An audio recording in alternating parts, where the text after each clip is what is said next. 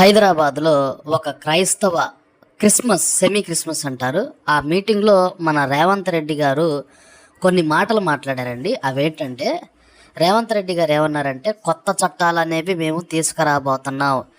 Hate speech policy అంటారు. Hate speech policy అంటే ఎవరైనా ఇతర మతాలని కారణం లేకుండా దూషించినా, తక్కువ చేసి మాట్లాడినా, కులాల మధ్యన చిచ్చు పెట్టే విధంగా రెచ్చగొట్టేటువంటి వ్యాఖ్యలు చేసిన, అమాయకంగా ప్రజల్ని రెచ్చగొట్టిన మతాల పేరుతో, కులాల పేరుతో హేట్ స్పీచ్ పాలసీ అనేది ఒక కొత్త చట్టం అనేది మేము తీసుకొచ్చాం అని ఆయన అన్నారు.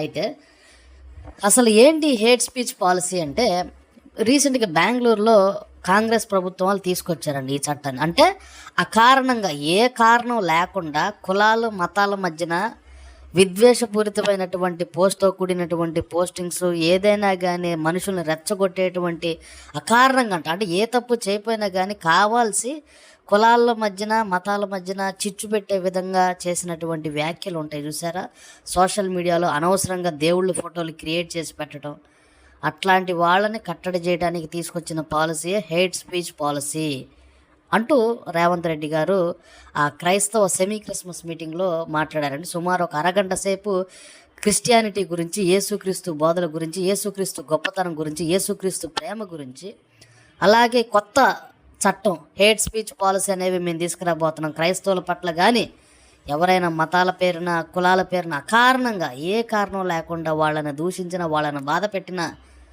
వాళ్ళపైన కఠినమైనటువంటి చర్యలు మేము తీసుకోబోతున్నాం అంటూ ఒక విధంగా లైట్ వార్నింగ్ ఇచ్చారండి. దీని గురించి మీరు ఖచ్చితంగా కామెంట్ చేయండి.